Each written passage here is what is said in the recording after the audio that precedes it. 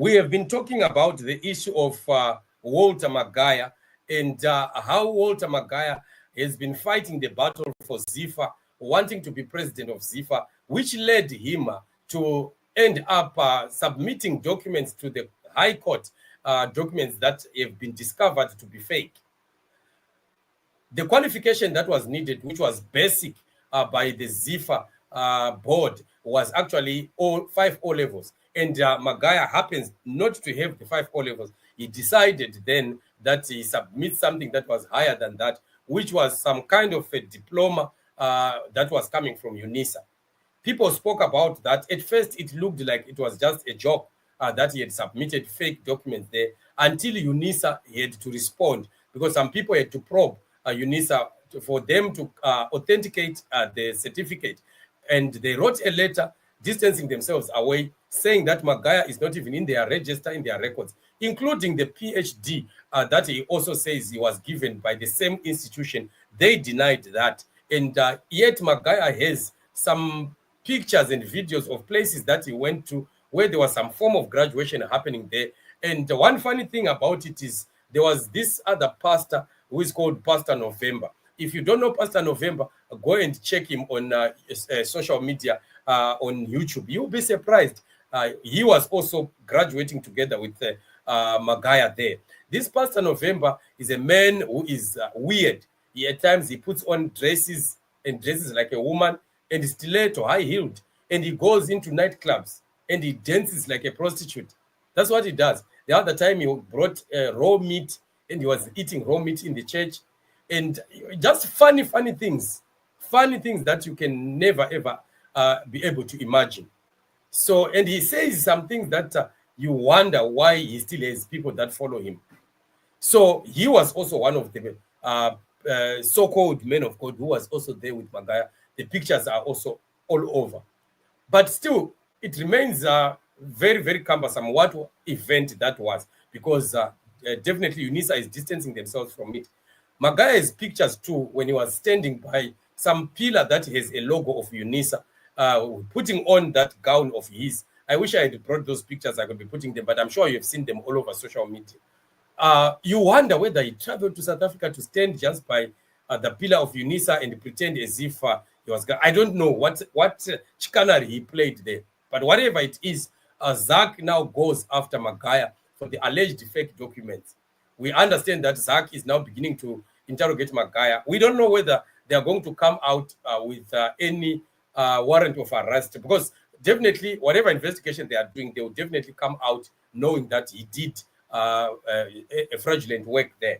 But the next question that we would ask is he going to be prosecuted? Remember, last time we were talking about Zacc, and they were saying that they had 50 cases of high-profile people that they had completed investigations and only awaiting next action. And Mnangagwa is sitting on those 50 dockets up to now. So we don't know whether Mnangagwa is going to allow Magaya to be persecuted. Remember, to be prosecuted rather, because remember, they are buddies. They are friends, very close, especially these prophets that are attached to Mnangagwa and ZANU-PF, who are, advocating for 2030 and saying all the good things, using scriptures for their personal benefit, and supporting Mnangagwa and ZANU-PF. They will never be prosecuted in Zimbabwe, because Mnangagwa will sit on the papers and everything will just die a natural death. So this is what it is. ZimLive reports actually that the Zimbabwe Anti-Corruption Commission has launched fraud investigations against Walter Magaya after doubt was cast over the authenticity of a diploma he submitted to ZIFA and the Harare High Court. Zacc has written to ZIFA requesting documents submitted by Magaya when he applied to run for president in last month's election for a new ZIFA executive committee.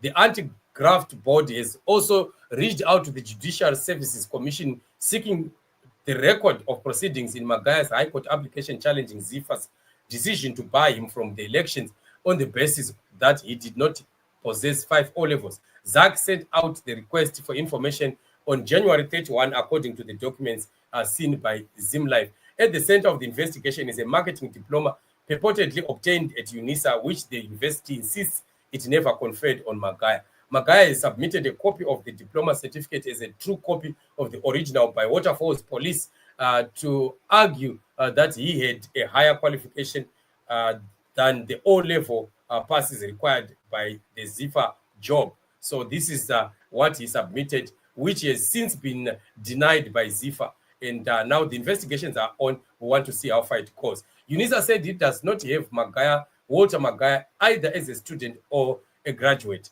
Any certificate he produces, which he claims to be from UNISA, is therefore fraudulent, the university said in a January 29 statement. Magaya, a self-styled prophet and founder of the Prophetic and Deliverance Ministry, is the owner of Yada Stars, which plays in the Premier Soccer League. So this is what it is. Very embarrassing, definitely, for the sons of the Papa. We know the sons of the Papa.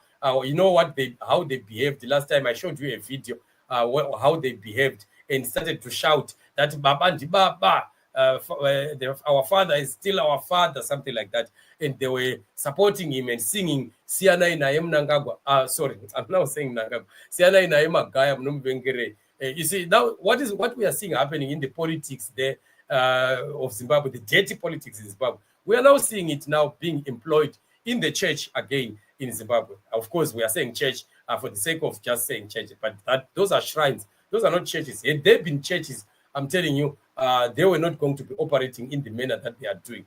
But otherwise, this is what it is, family. Very, very sad development that we continue to see happening in the country. But let's continue to watch the space and see if Zacc is going to complete investigations and effect an arrest. Of course, they are not the one that effected an arrest. They will hand over to Mnangagwa's administration.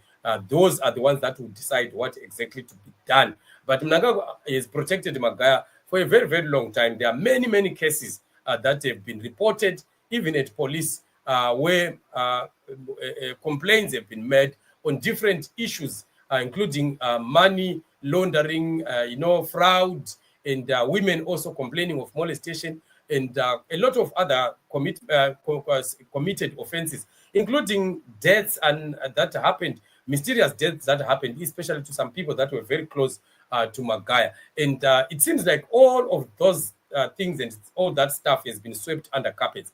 And you do not be surprised that it will be ZANU-PF sweeping that under carpets to protect a man that is campaigning for their existence and their survival. That's why they believe that 2030 will come, because they are backed up by these men. This is what it is. Let's continue to pray for a change in Zimbabwe, in the religious circle as well as in the politics. God is watching and God is in it.